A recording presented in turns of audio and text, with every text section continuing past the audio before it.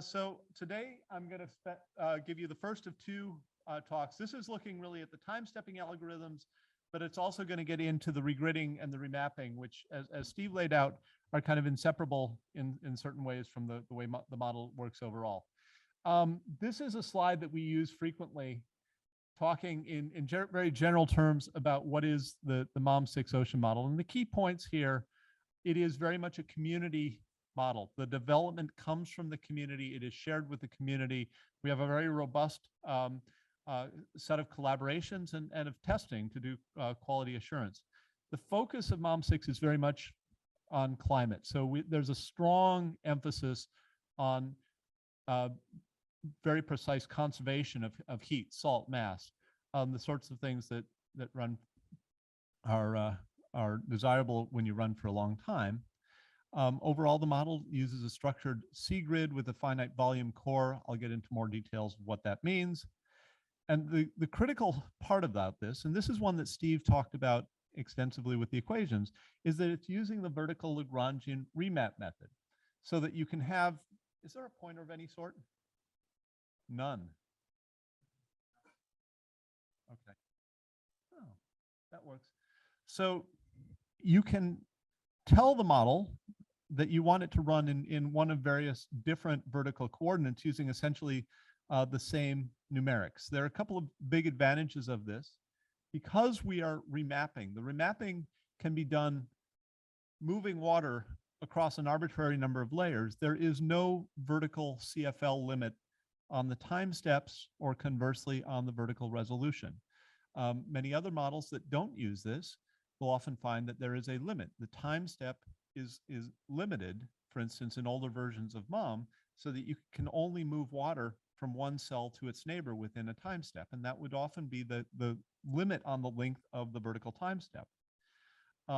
It also gives you the ability to reduce the numerical diapixel diffusion. In essence, because the layers are taking care of the vertical motion, you're not having to actually do anything to the tracers to accommodate that. And as we'll detail in a few minutes, there's some tremendous efficiencies for biogeochemistry and modes with lots of passive tracers. As for the rest of this, the key takeaway is this is something that, although it originated in GFDL, is very much rooted in a national and international community with lots of different people contributing. One of the things about MOM6 that I am most proud of, we have now reached the point where there are now 40 different people who have contributed more than 1,000 lines of code to MOM6. So this is very much a community contribution. And yet, through fairly elaborate and careful testing procedures, even with so many different people contributing, we have a great deal of confidence that we are not introducing new bugs of many different types. So it's this nice balance between lots of people contributing, but also some safeguards so that people can contribute with the confidence that it is likely that any mistakes that they make are not going to have a deleterious impact on anybody else. Okay. So the plan for this talk, I'm going to talk about the time-stepping cycles in MOM6.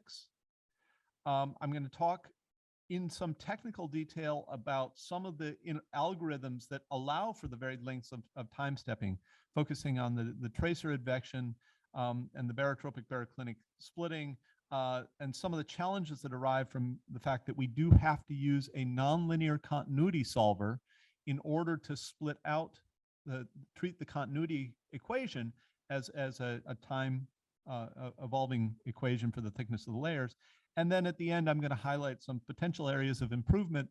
Hopefully there will be folks in this room who are looking for something exciting and new to do. And this is a few ideas on my personal wish list.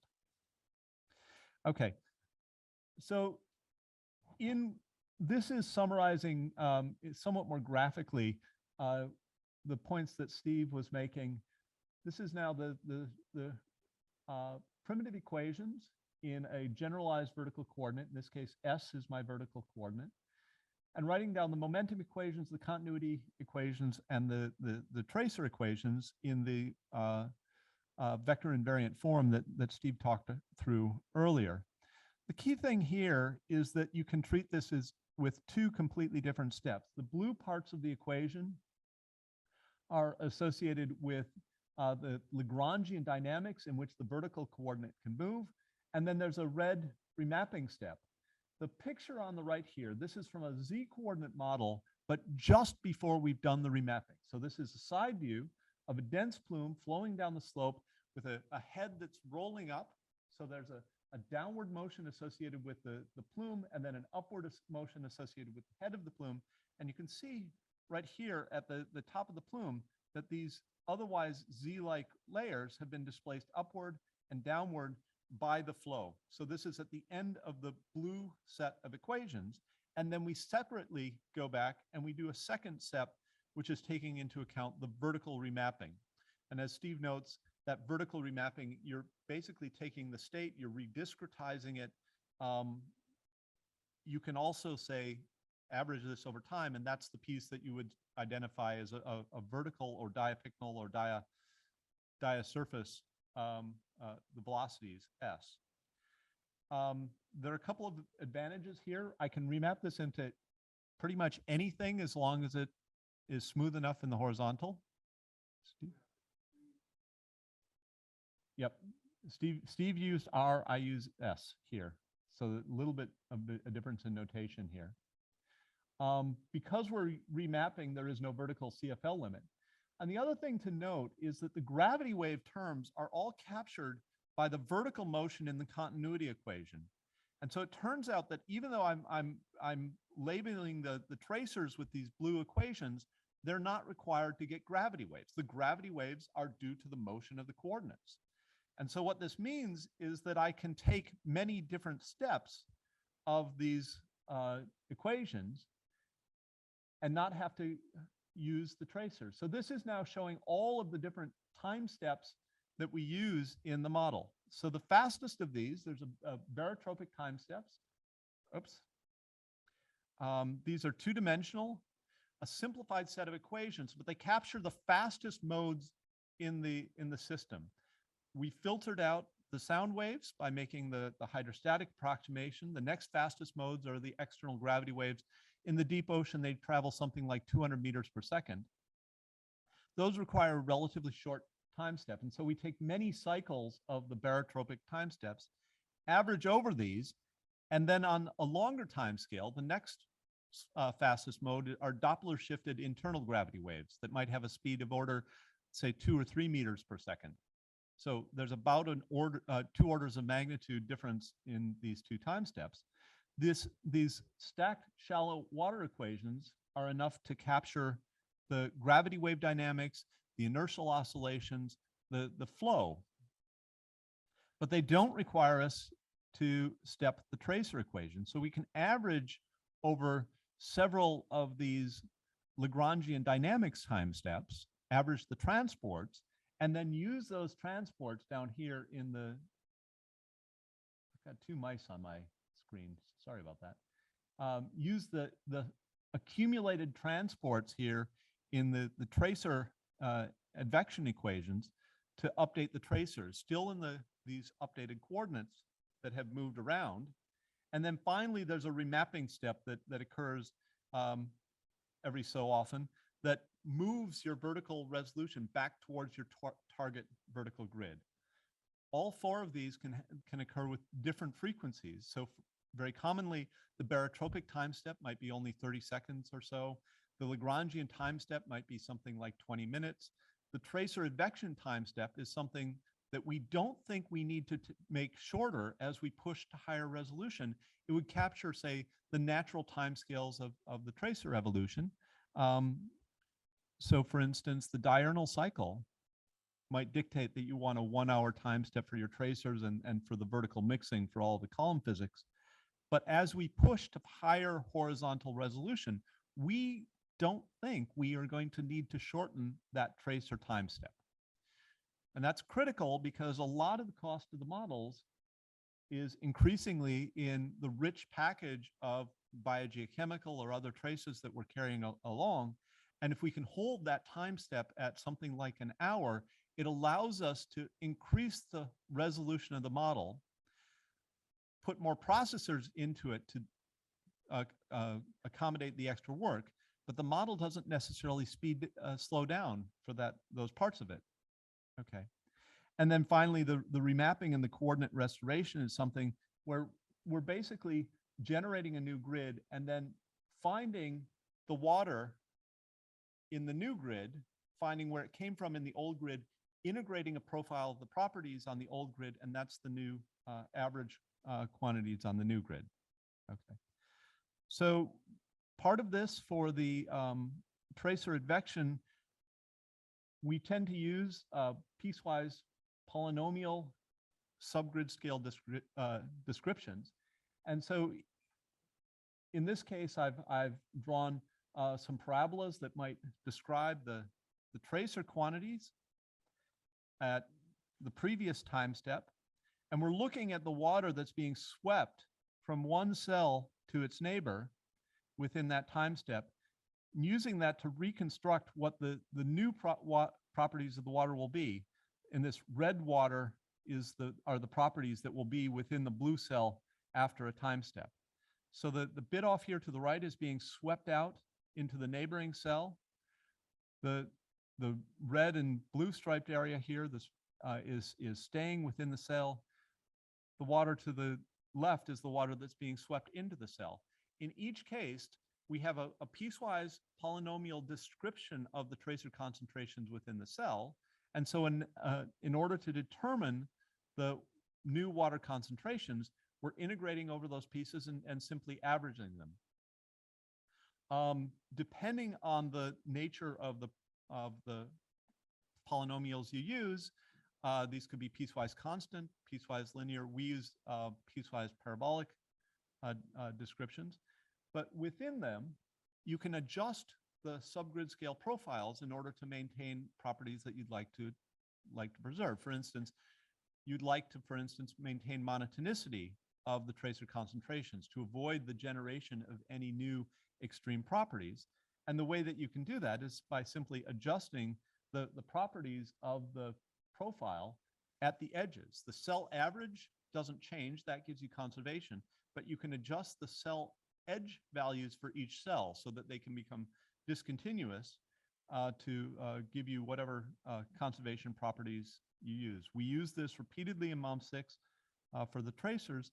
We also use something similar to this for the continuity equation as well, so that the continuity equation is something that's able to give us either positive definiteness or monotonicity. You can choose different ways to limit the edge values depending on the properties you'd like to use. Okay. And then we do that one dimension at a time. It's relatively straightforward math in one dimension, but we can also then combine the fluxes in multiple dimensions, taking the water, allowing it to converge in one direction, taking the cell average properties in such a way that it's monotonic, and then allowing it to diverge in the other direction. The total is non-divergence in many cases, but you can have a net inflow in one direction and a net outflow in the other. And through a series of these steps, you can maintain monotonicity of the tracer concentrations by basically doing the advection one direction at a time, reconstructing the properties, using those to set the new polynomials, and then doing the advection in the other directions. You can also do this with multiple passes. So if you're moving more water in or out through a face within a time step than there is within a cell, you can do that by moving some of the water in one phase in, say, the X direction, then moving it out in the Y direction, more in the X direction, and so on. You can iterate to do that as many times as you need to. And so on the one hand, I've already told you we don't have to take a tracer time step every step. Now I've just told you we have to take potentially multiple iterations if you're moving the water through multiple times. But the virtue of this is, although there are some places and some instances where you may have to take as many iterations as you have dynamic passes, if you're moving the water around in the continuity solver, that's very uncommon in the ocean. Most places, the flow speeds are fairly weak. And so this is a map here of the physical flow speeds at 2,500 meters depth, peaking at something like 1/10 of a meter per second in strong western boundary currents. Other places in the interior, it's much weaker even than that. So in the vast volume of the ocean, you're able to do all the transport in a single step. In a few places where you might have wetting and drying, things navigating their way through some tricky channel, you might have to take multiple steps. But in practice, we find that we don't have to take many. Although the model is diagnosing it, if you need to take the extra time steps, it does it automatically. And we're able to assess this in part by the fact that the tracers are conserved, as Alistair was showing, to something like 18 or 19 decimal places. We're able to detect the conservation to better the machine precision. And that's a pretty robust way of knowing that we're not missing anything, as a way of double checking what we do. Now, in the vertical, the regridding and the remapping are two separate steps. The regridding, and again, this is something that Steve highlighted, went through. I'm going to go through it again because it's an important part of what the model does. You have a source grid that's been distorted by the flow. It's been moved around. In this case, I'm color coding each of the labels to make it easy to see which layer is becoming which layer as we move from the source grid to the target grid. And in this case, the target grid is regularly spaced. It's a Z-coordinate model, but I've invented some source grid where the flow has led to convergence in this yellow layer and divergence in these layers down below. There are a couple of key points here. Your source and your target grids have the same amount of mass or the same amount of volume, depending on whether you're non-Boussinesque or Boussinesque.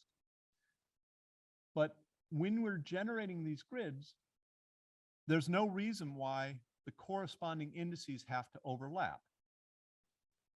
It can be completely arbitrary. You just have to account for all of the water in the column on both grids. So after you've generated the new grid, you will then remap a profile. Now, I've drawn in colors here an arbitrary plausible profile. Again, the colors correspond to the layers. These profiles are piecewise polynomials. You know how to integrate them in the vertical. We've actually gone so far as to go all the way to quartic profiles in some cases, but they can be discontinuous between profiles if that's what you need in order, for instance, to maintain monotonicity. You'll then take those profiles, determine which bits of water correspond to which bits of water from the other profile, and then the new averages on the target grid are simply the average concentrations in this profile. And you can see, for instance, that this thick yellow profile is contributing to three different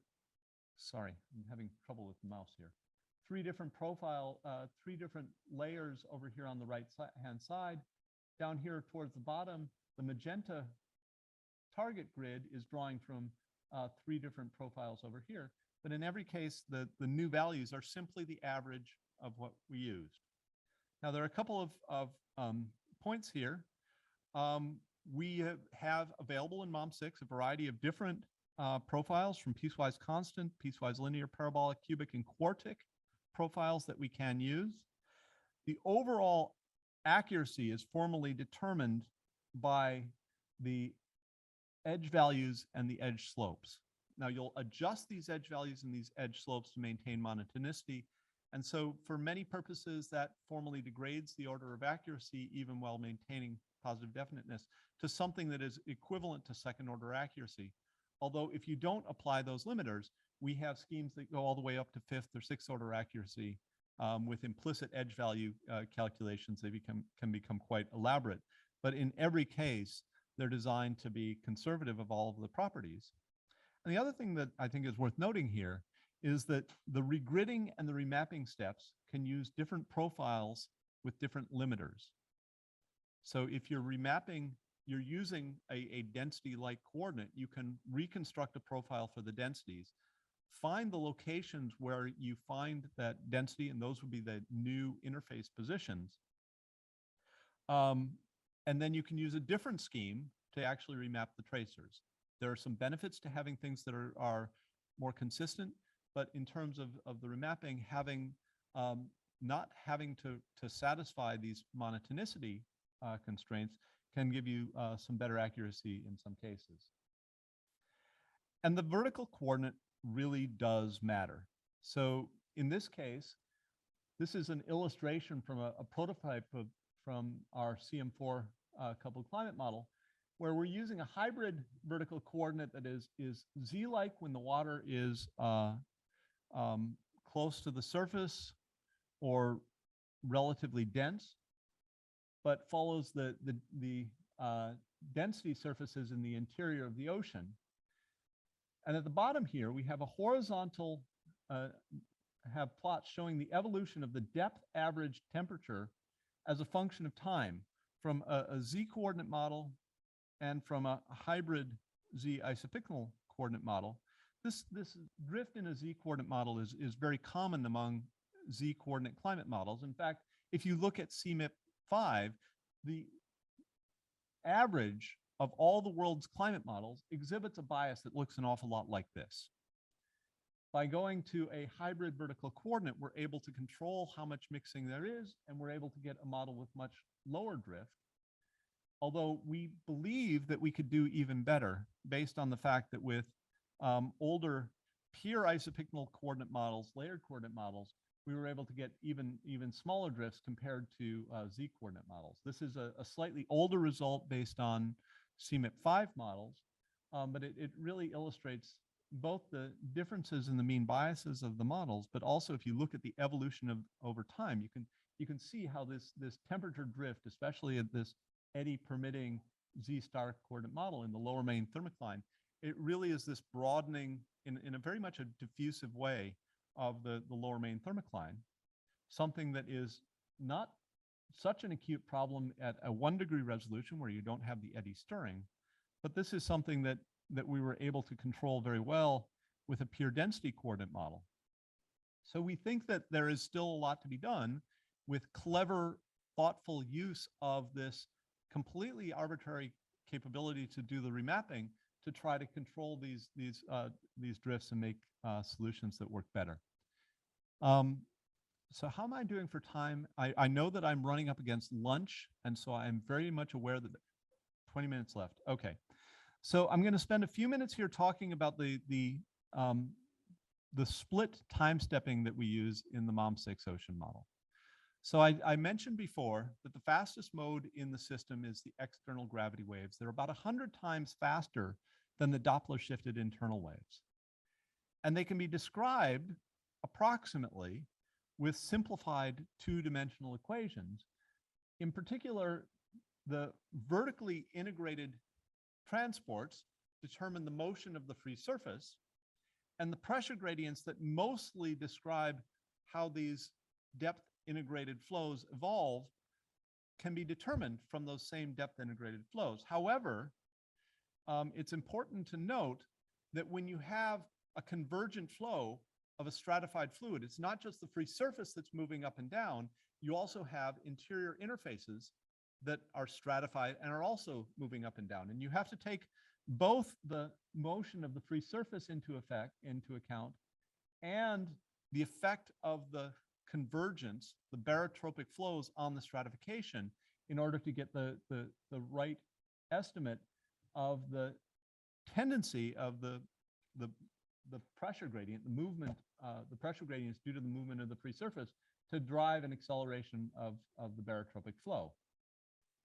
But once you've done that with some residual that doesn't change rapidly, these two-dimensional equations are able to describe the barotropic flow, and then you're able to take the evolution of the barotropic flow and use that to constrain and feed back to the three-dimensional system of equations. So we are able to take this simplified subset of the equations that's now two-dimensional instead of three-dimensional, step it forward with many very short time steps, respecting the high speed of these motions, average over them, and then feed it back into the interior.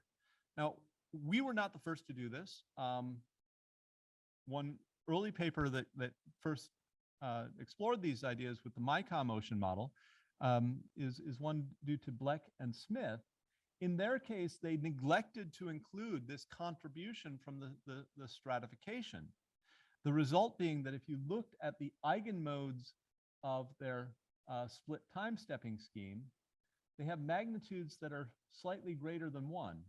In other words, they're exponentially growing. They're not growing terribly fast.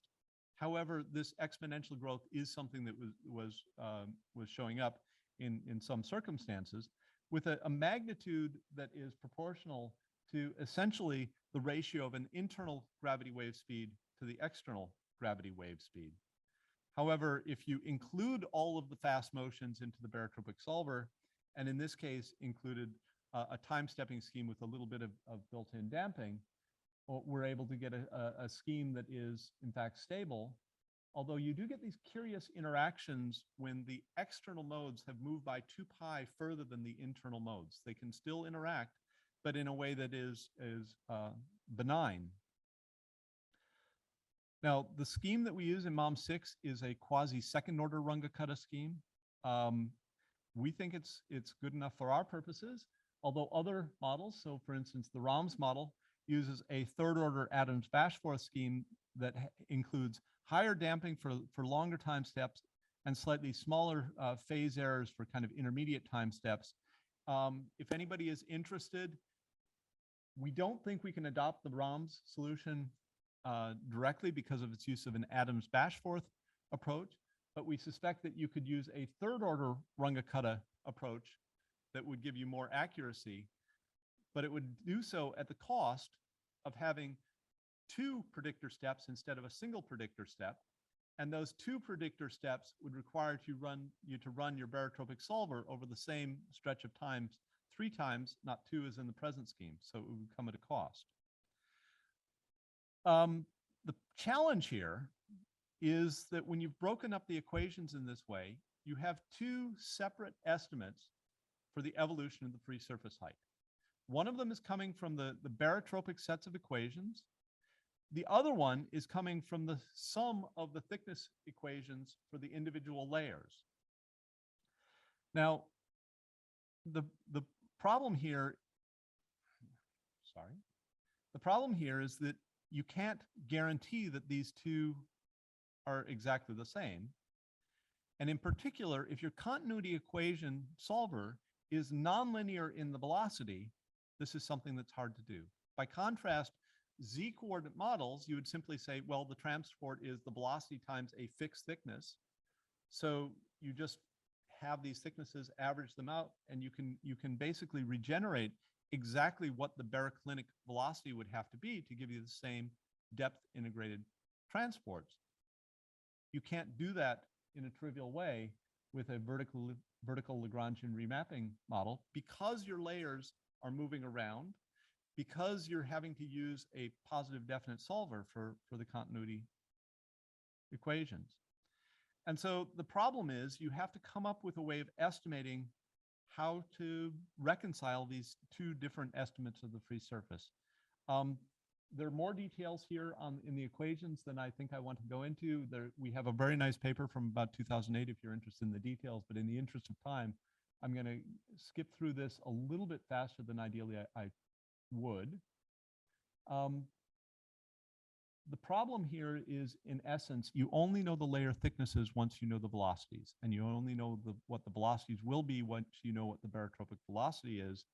In other words, there's this kind of circular problem, and it took the community a long time to come up with a solution.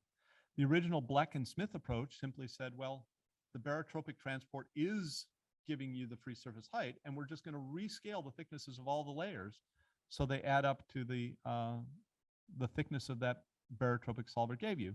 The problem is you can be taking mass from one part of the ocean, replacing it with another, you're dilating in different places. So there was absolutely no guarantee that you were conserving properties like the total heat and the total salt in the ocean, because the layer that you're dilating may be thicker, may be warmer than the layer that you're compressing. Another approach, and this is one that I used for a few years before I figured out the right one, is I said, well, you've got these 2 estimates, but let's put in kind of a fake mass source to make the flows agree. And I mention this only to give you an idea of the magnitude of the differences that we're talking about. This is the magnitude of the sea surface height discrepancies in a global model with this approach where we're basically trying to correct for it every time step. But you can have thicknesses, especially in high latitudes, that are getting up to of order some tens of meters in some places. So this is problematic. It leads to very vigorous external gravity waves bouncing around trying to sort out the differences.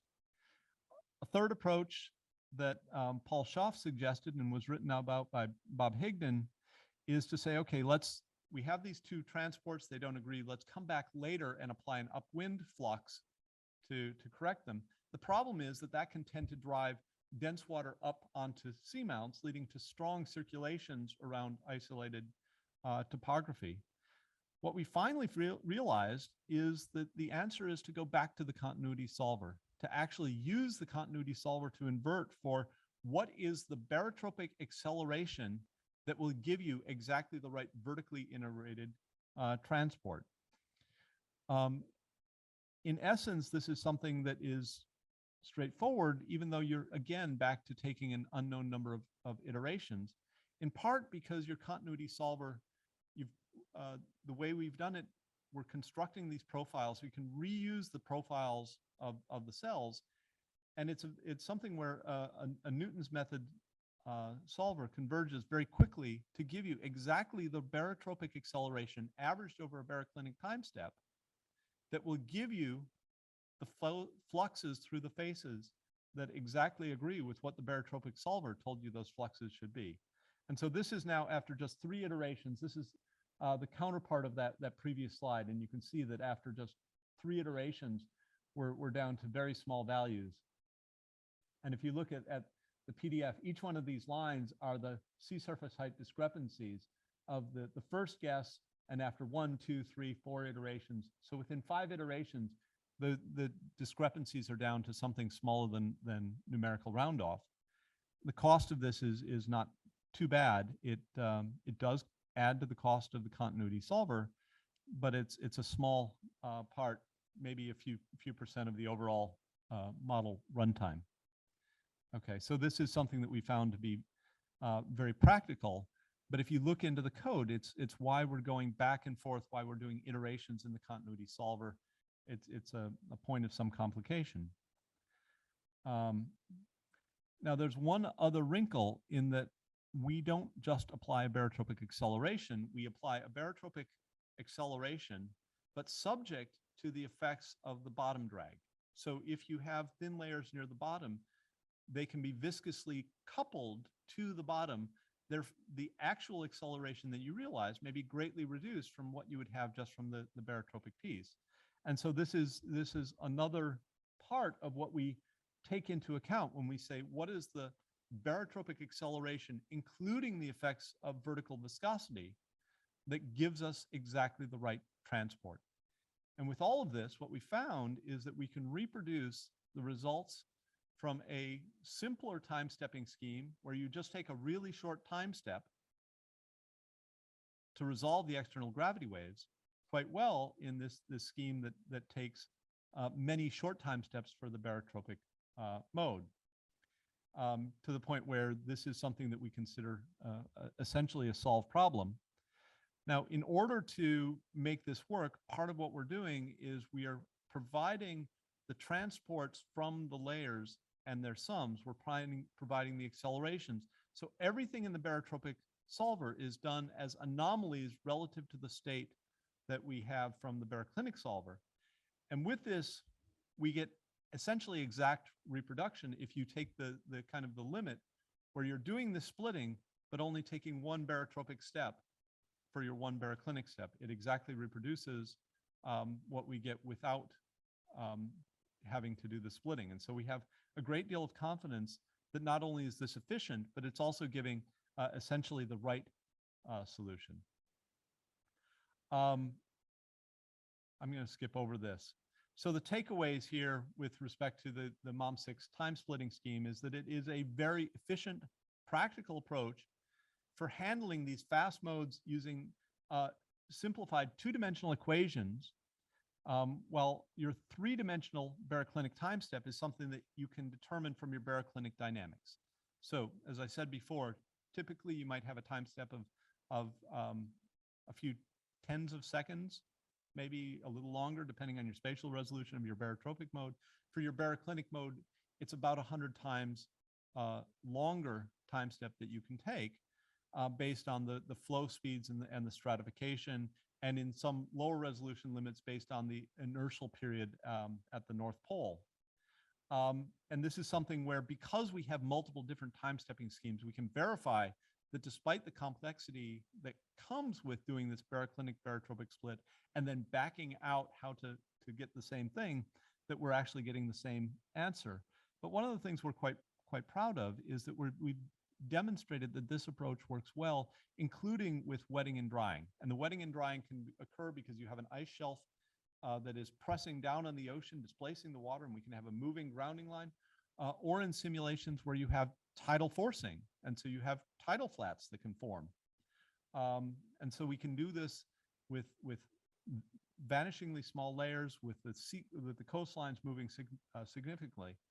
And the other part of this that I think is worth noting, and this should come as a bit of a relief, because the barotropic solver is linear, we can calculate exactly what the maximum stable time step is for that piece. And so one of the ways that you can set your barotropic time step is just say, use some fraction, say 98% of the longest stable time step. And that fraction is something that you can use across a wide variety of different resolutions. So even though we have these 4 different time steps, you don't really need to spend too much time worrying about what they are. The barotropic solver, we typically take some fraction, 90%, 98% of the maximum stable time step. The baroclinic solution is something where you do have to spend some time thinking about it. It's based on the flow speeds, and it's based on the internal gravity wave speeds. Flow speeds can evolve, the stratification can change. But then for the tracers, that's something where we don't think we need to take and a shorter time step as you change resolution. So you're really trying to say the tracers and the vertical mixing, that's based on the physics of the tracers and the vertical mixing. So the time scale there would be something like an hour to capture a diurnal cycle. And then the remapping is something that you can choose. Maybe you want to do it at that same 1 hour time scale. Maybe you want to do it less frequently. And again, it's something that is based on kind of practical matters. How efficiently do you want the model to run if it's a significant fraction of the cost? Or conversely, is that something where you're willing to allow the model to have more motion of the layers away from your target surfaces before you remap them for efficiency? And with all of these, we have a wide variety of different practical applications to which we've applied MOM6. So we're pretty confident that this is kind of a pretty robust package of time stepping schemes working across a wide variety of different spatial scales and different temporal scales, working, we think, pretty well. So with all of that, I just wanted to leave you with a couple of different areas that I think would be areas of potential improvement in the time stepping scheme. The first one, and this one should be pretty easy, but it hasn't been done. With the tracer advection, we have to do more message passing than I think we need to in order to handle all these iterations. So one way that we could make the model more efficient would be to simply say, okay, only pass the messages that you need, as opposed to passing all the messages and then doing a global coordination to say, okay, is there anybody who has to pass any more messages? I think we'd handle that. We are actively working to incorporate the rapidly evolving parts of the sea ice and icebergs, the rheology and the transport, into the MOM6 barotropic solver as a way of avoiding certain coupled instabilities. So that's something that is an ongoing area of work.